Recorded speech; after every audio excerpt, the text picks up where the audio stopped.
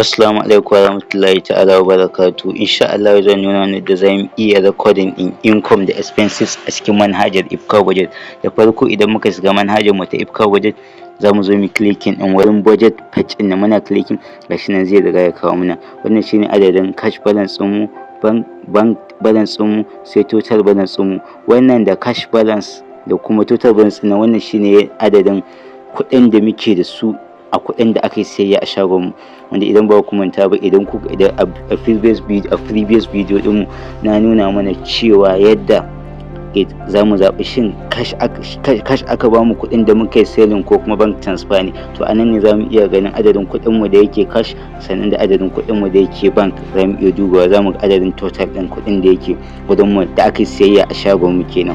Nan kuma wurin income na zamu ga adadin abin da ya shigo mana, expenses adadin abin da ya fita mana, debit adadin abin mutanen da muke bi bashi, sai kuma yazo wannan kuɗin da muke da su domin mu tracking ko mu gane cewa kuɗin da muke da su ma a shagon mu, kuɗin da aka yi sayayya mai muka da su. To anan a wurin withdraw point din anan ne zamu iya cirewa, misali mun cire kaza, mun yi kaza, mun siyo kaza duka domin mu iya tracking din komai da komai, understanding din komai. Saboda ita manhajar Ibkhabudget za ta taimaka maka wurin kai understanding din duk wani step, duk wani mataki na kasuwancin ka da kake kai zaka riga da ka gane shi a kasuwancin ka, wanda idan muka zo all time din nan zamu iya filter in transaction din mu based on all time, based on last 30 days, this week, this month da sauransu. Anan zamu iya duba filter in transaction din based on income, expenses da sauransu.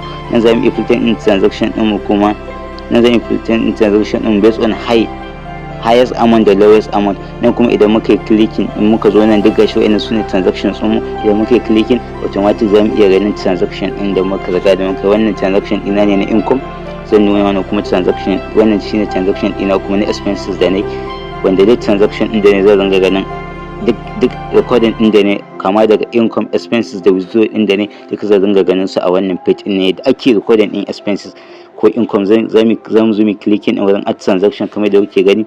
Zamu zo mu zaɓi shin me zamu income, zamu recording expenses zamu ko kuma withdraw. Zamu zo in expenses zamu zo mu clicking, zan saka 1000. sai kuma categories, shi kuma categories din zai na mana inda za a create din categories, sai add note akan wani expenses din da ne mene da wannan 1000.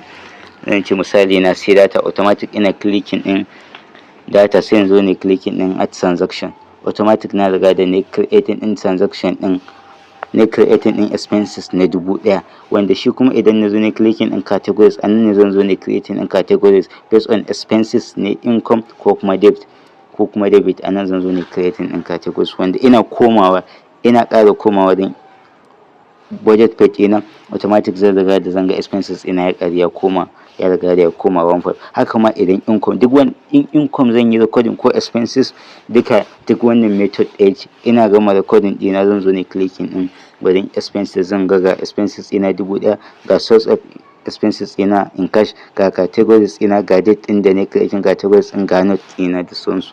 Sannan shi ma idan zan clicking din withdraw, idan zan creating withdraw zan zo in zaɓi shin withdraw din da zan yi kuɗi na da yake kan cash din, kuɗi na da yake cash ne ko kuma bank transfer. Zan zaɓa, zan sa amount din da zan withdraw, zan zaɓi wa zan tura wannan kuɗin, wannan enter withdraw purpose, dalilin me yasa zan yi withdraw din nan. Shi ma automatic ina clicking din withdraw, bacin na gama automatic zan ga kuɗi na da yake cash ya ragu, sannan kuma zan iya tracking din mene da kuɗi na. Saboda ita manhajar Ibkhabudget manhaja ce da za ta taimaka maka wurin ka gane komai da komai na kasuwancinka.